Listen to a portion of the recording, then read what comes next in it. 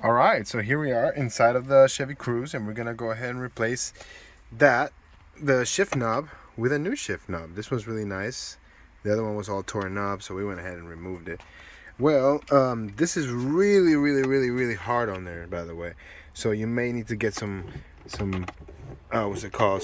Like a wrench or some pliers or something, so you can get to it. Alright, and just like that, just unscrew it, and we're gonna screw the new one back in. Stay tuned. Alright, so it wasn't quite as easy as it looked. We had to use some pliers and remove that, and I got some torches to try and heat that up. What I did was I heated up the metal rod so I could just, you know, it would be hot enough to melt it through, and then I spun it a little bit to get it to thread on there, and now it's nice and snug. So there we go.